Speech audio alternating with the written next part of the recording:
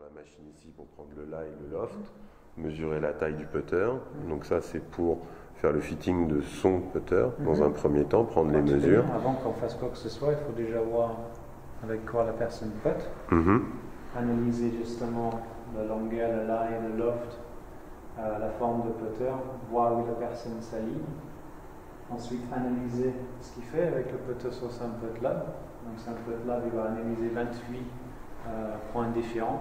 Sur les 28, il y en a 5 ou 6 qui sont vraiment importants. Super important déjà, l'alignement de la face à l'adresse, l'alignement de la face à l'impact, le chemin de club, le centrage. Il va également voir le lie du club. Il va avoir également le loft du club, l'angle d'attaque. C'est le fameux, ce qu'on appelle le loft dynamique. Oui. D'accord. Mais en fait, Sam, il va surtout voir la tête du club. Il va analyser le mouvement du putter. D'accord.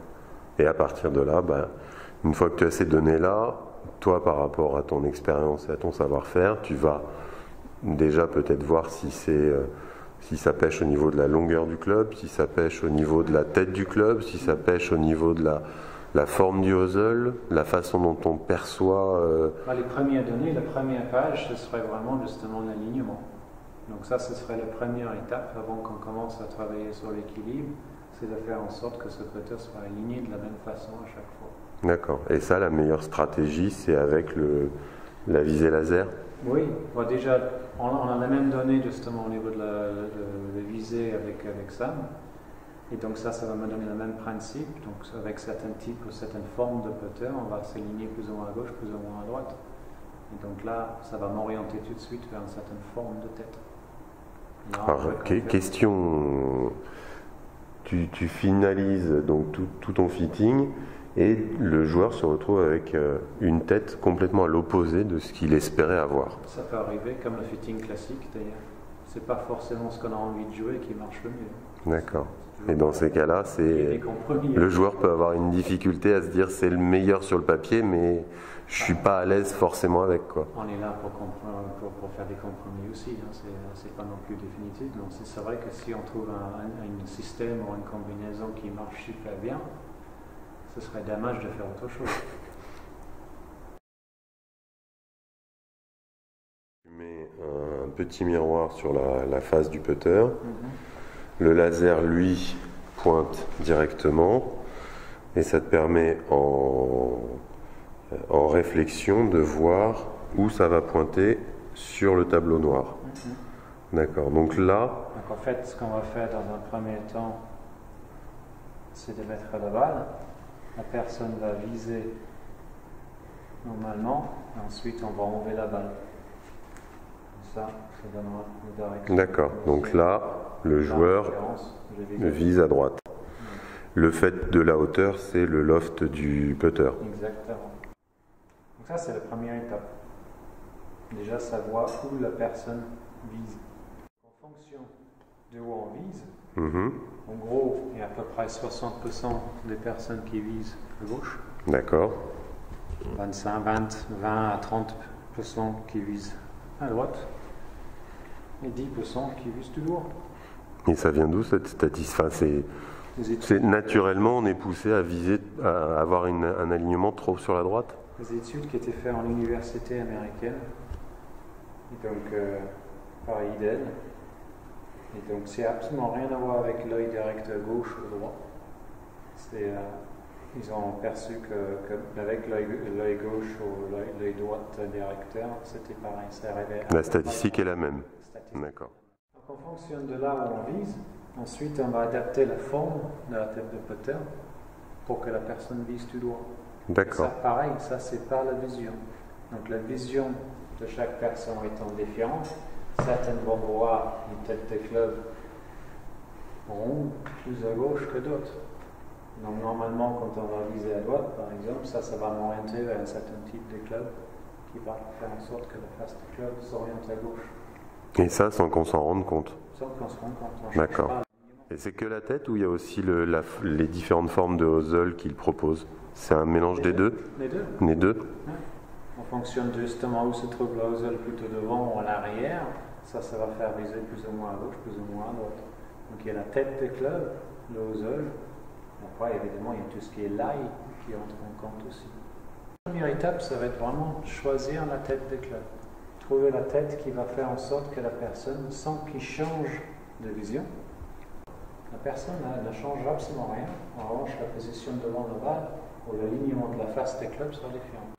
Ce qu'il faut savoir surtout, c'est que, et ça c'est le plus important dans tout ça et dans le putting, c'est que la face de putter dans la direction initiale de la balle à 90%. Donc le chemin de club a beaucoup moins d'incidence que la face. Et donc si déjà la face elle est mal alignée, on part avec un handicap. Donc du coup on est obligé de faire des compensations au niveau du chemin pour ramener cette face de club square. D'accord. Première étape, viser du droit. L'idée ce serait de bien placer devant la balle, donc là, forcément le lie va entrer en compte, la longueur des shafts va entrer en compte. Donc on joue au départ sur, je vais dire, un fitting statique et la façon dont on vise. Sur la façon dont on vise. La façon dont on vise et la posture. La façon dont on vise et la posture. D'accord. Et ensuite, on va travailler sur le stroke, c'est-à-dire sur le chemin du club. On va travailler sur des sensations, encore une fois. Donc déjà, si on est aligné tout droit et on peut laisser le club jouer, ça va changer justement le chemin du club.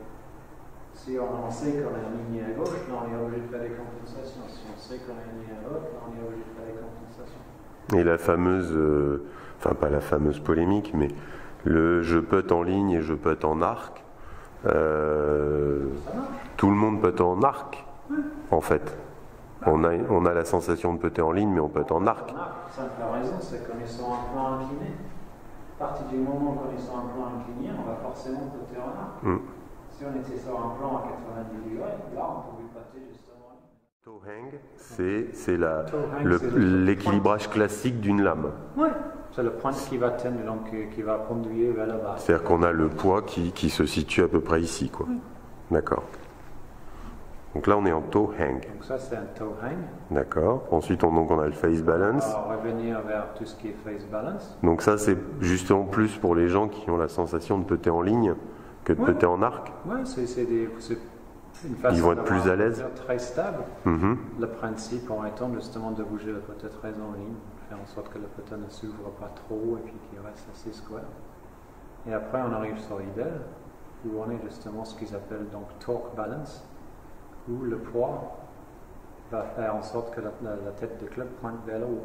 Et au niveau du chemin de club, quelle va être la conséquence ou des sensations? Justement, comme on disait tout à l'heure, la fait c'est qu'on putt sur une inclinaison. Et donc l'idée, c'est de faire en sorte que ce putter reste square par rapport à l'inclinaison. D'accord. Au fur et à mesure que ce putter, que vous bougez sur ce chemin-là, le putter va rester square par rapport à cette inclinaison. Et en fait, sur d'autres styles de putter, on va être square parce qu'on a des têtes très très lourdes. On va être square parce qu'on va manipuler le putter pour rester square.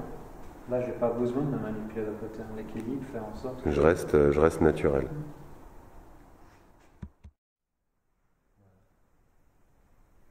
Ils sont opposés. Complètement opposés.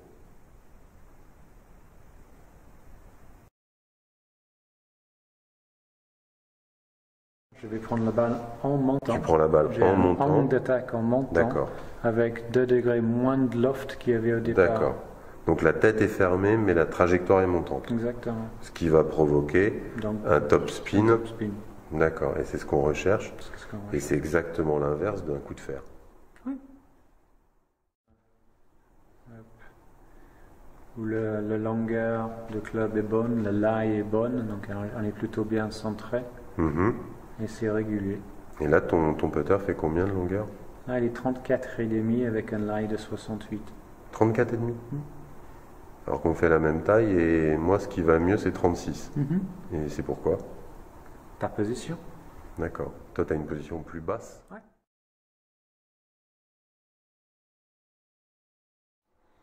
L'insert en nid d'abeille, là, ils sont tous comme ça ou? Alors, c'est pas un insert en nid d'abeille, je crois que c'est 78 ou 72 petites cylindres, comment ça se dit? Cylindres. Donc, tous placés individuellement. Donc, en gros, ça te fait 78 sweet spot. Ok. là on a des cavités qui sont faites spécialement, non pas pour ajouter des poids, mais pour évider et alléger l'arrière de la tête du putter. Et cela permet de répartir, d'amener plus de poids dans cette partie-là sur l'avant du putter. Et donc là, les différentes zones dans lesquelles on peut répartir la masse de la tête de putter de façon à ce qu'il soit face balance, low balance ou torque balance. Et donc là, on pourrait penser qu'ils sont tous pareils à première vue, mais on voit qu'ils sont tous sur des données différentes. Là, c'est beaucoup plus frappant.